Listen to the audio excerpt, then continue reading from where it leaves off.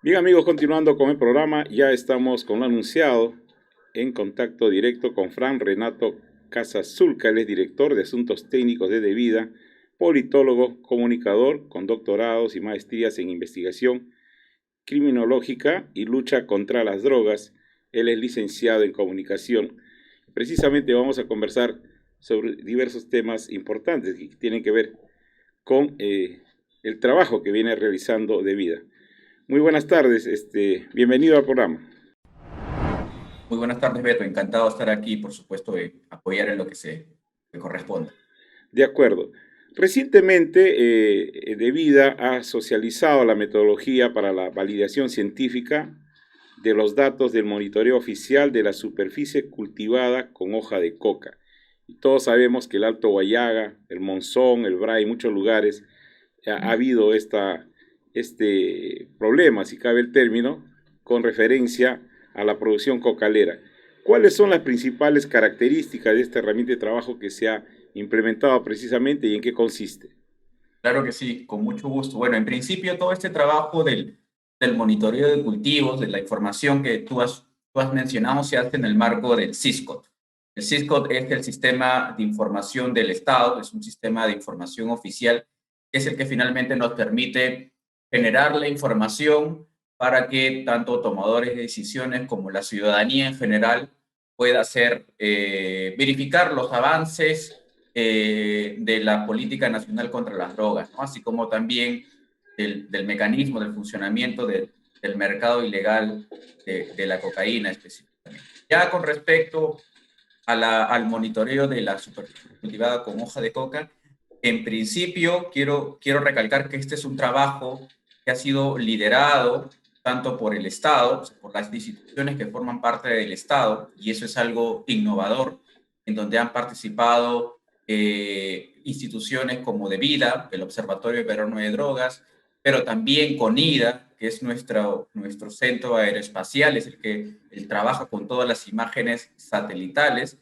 pero también han participado otras instituciones como la Oficina de las Naciones Unidas contra la Droga y el Delito, y además para este trabajo también hemos recibido el apoyo de la Unión Europea.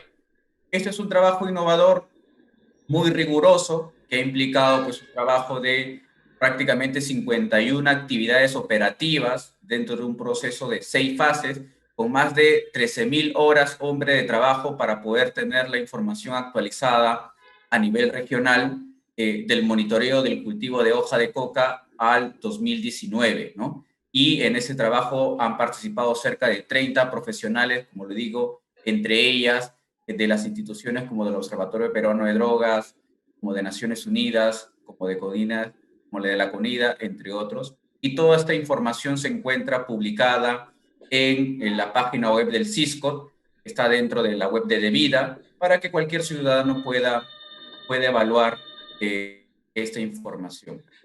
De acuerdo. Ahora bien, Sí, escucho. ha habido Sabemos. cambios, ha habido cambios importantes en este trabajo, sí.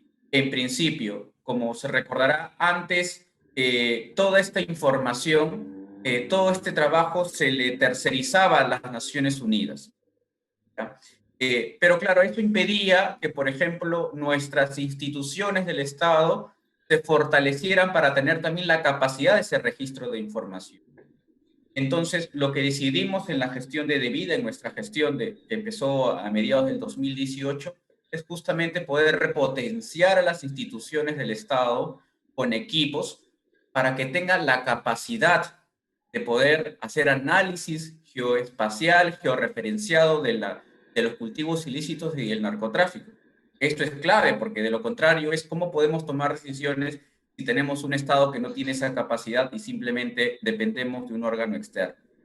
Pero claro, Ujú. eso no ha implicado que Naciones Unidas no participe. Por supuesto que también Naciones Unidas participa justamente para corroborar que este trabajo del Estado se base en un procedimiento metodológico riguroso, estandarizado, protocolizado a nivel tanto nacional como a nivel internacional.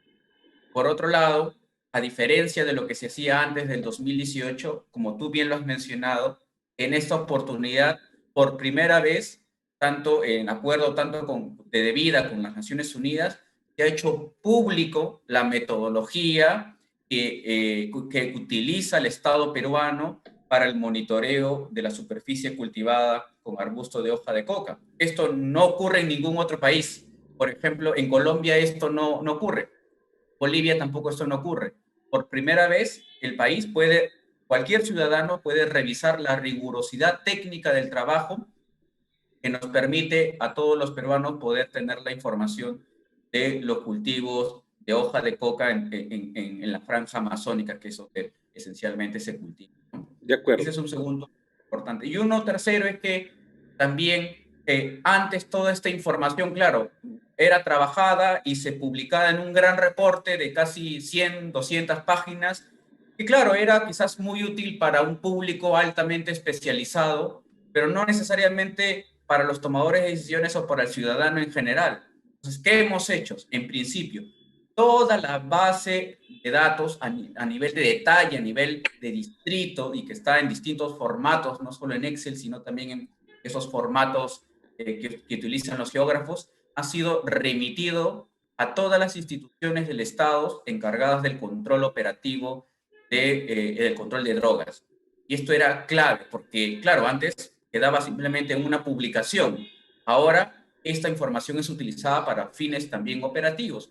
Y por otro lado, hemos, digamos, descentralizado esta información para que pueda ser de acceso rápido a cualquier ciudadano. Entonces, el ciudadano puede encontrar, por ejemplo, en la página web del Cisco, un resumen ejecutivo muy puntual que nos permita saber la situación de los cultivos de coca, pero también hay base de datos estadísticos por si algún ciudadano quiere hacer, por ejemplo, tabular, hacer cruces de información, pues puede acceder a esa información estadística colgada en la página web, pero también, por ejemplo, algunos que quieren más bien ver no solamente la data en estadística, sino también en un mapa, pues puede encontrar un geovisor que permita no solamente ver los cultivos de coca, sino también el cruce entre los cultivos de coca con los proyectos de desarrollo alternativo. Entonces va a tener un panorama mucho más claro, por ejemplo, para los estudiantes de la UNAS o de otras universidades, que les parece interesante poder hacer este análisis en diferentes tipos de formatos.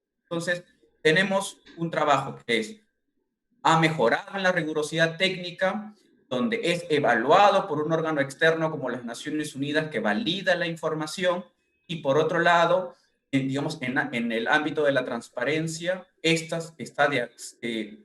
de acceso público a través de una página web en donde cualquier ciudadano puede observar los diferentes formatos en los que está evidenciado toda esta información.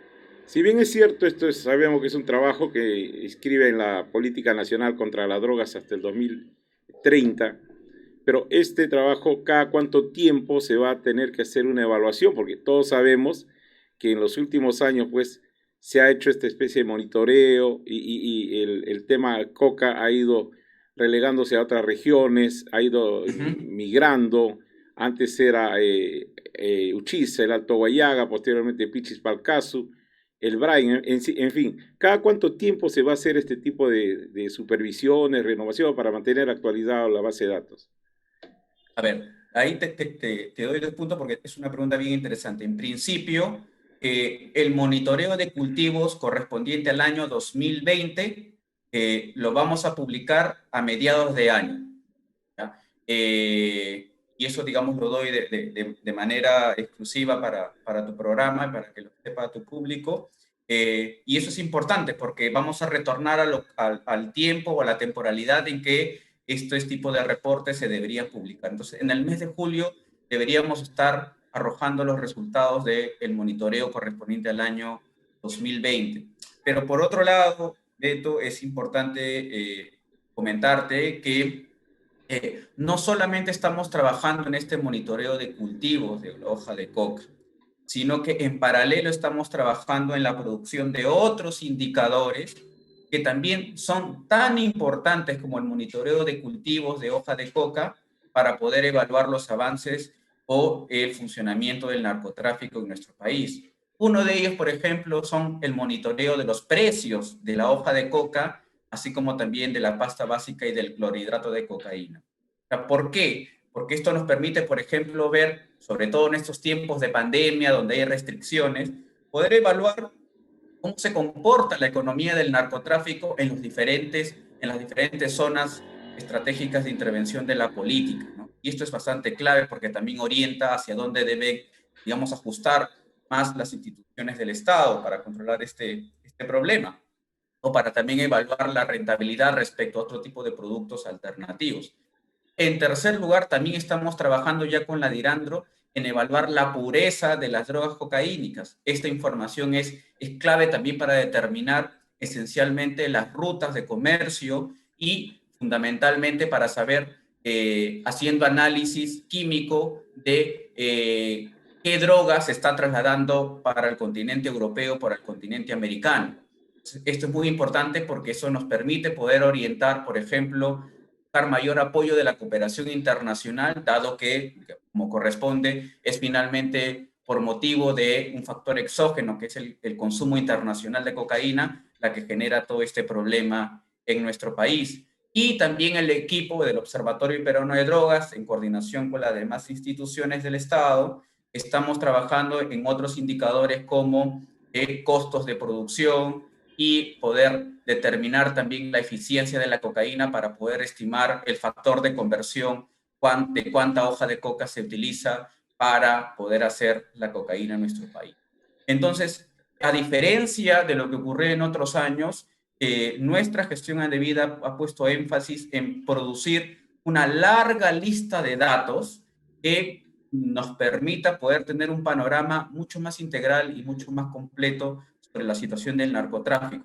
Desde luego, hemos empezado con el monitoreo de los cultivos de hoja de coca y te reitero, el monitoreo correspondiente a la información del año 2020 va a ser publicado a mediados de año, que es como ocurre también con países como Colombia y como Bolivia. La idea es poder sacar esa Bien, información temporalmente a esos países, ¿no? brevemente, ¿qué balance puedes hacer sobre la acción del gobierno en la lucha contra el narcotráfico? Porque este año 2020, desgraciadamente, hemos estado entretenidos en esta pandemia.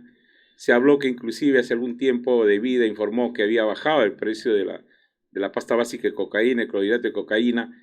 Se podría decir que este 2020 no ha proliferado el sembrío de hoja de coca.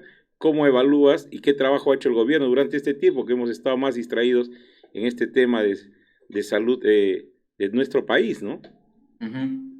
Claro, sí, a ver, en principio, dado que estamos enfrentando finalmente a una economía ilegal, uno de los puntos en el que hemos trabajado intensamente como Devida es en que Devida se convierta en una agencia importante del gobierno, del Estado peruano, para poder acelerar la reactivación económica lícita justamente en las zonas donde prolifera la economía del narcotráfico. Indudablemente en el caso de Guayaga ya este problema se ha reducido a su mínima expresión. Yo hoy en el Guayaga, Tingo María, en Monzón, dos lugares donde conozco bastante bien, las facetas de un programa de desarrollo están más evocados en poder consolidarla hacia un desarrollo económico integral. Pero claro, hay otros lugares donde la economía todavía predomina, ¿no? Sobre todo, por ejemplo, en las zonas de Puno, por ejemplo, donde hay todavía mucha presión por parte de la economía del narcotráfico también en el BRAE. Entonces, un elemento clave que se ha hecho y ha hecho bastante bien es que durante el 2020 y durante el 2021 que se viene ejecutando, las acciones de Devida se han reorientado específicamente a poder fortalecer el motor económico, pero lícito en el territorio. Y ahí ha sido clave, por ejemplo, trabajar con diversificación productiva, no solo concentrarnos en cacao y café, porque sabemos que esto tiene una temporalidad muy larga, sino también trabajar con otro tipo de productos, como la piña, el frijol, entre otros. Por otro lado, también ha sido clave poder tener una orientación de la seguridad alimentaria para que no solamente el trabajo esté fundamentado en toda la línea del valor económico, sino también que las familias se puedan autosatisfacer con estos productos. Y por otro lado, no solo concentrarnos en el cultivo, porque sabemos, el campesino puede cosechar, pero ¿qué hace con ese cultivo si no llega a la feria para venderse o si no se exporta? Entonces, Hemos trabajado también duramente poder fortalecer las demás líneas de la cadena de valor económica con generando, digamos, productos o generando equipos que permitan dar valor agregado y finalmente poder generar el ingreso económico que vaya directamente al campesino. De acuerdo a los datos que nos brindan nuestras oficinas zonales, durante el año 2020 hasta el primer trimestre del 2021, cerca de 31 millones de soles es lo que se ha podido vender por parte de los campesinos y que han entrado directamente a su economía doméstica, ¿no? Entonces, ese es un poco el camino. De acuerdo. Es en un contexto de problemas económicos, lo que queremos evitar es que el narcotráfico sea el motor económico, ¿no? Sino más bien la economía lícita del desarrollo alternativo. Bueno, sin duda esto se está viendo en el Alto Guayaga, en el Valle del Monzón y en muchos lugares. ¿Algo más que tenga que agregar brevemente, licenciado? No, básicamente, de nuevo, agradecerte por la oportunidad y de nuevo reiterar el importante trabajo que viene haciendo el gobierno, el Estado en general, generando toda la información de nuevo para que esto esté de acceso libre para periodistas, para ciudadanos, para tomadores de decisiones, para los gobiernos locales. Lo que queremos es transparentar y evidenciar de que indudablemente el problema del narcotráfico todavía persiste, pero también hay avances importantes como lo hemos logrado en el Alto Guayaga. Muchas Muchi gracias. Muchísimas gracias a usted. Bien amigos, vamos a ir a una breve pausa publicitaria y vamos a continuar con más de programa. Volvemos.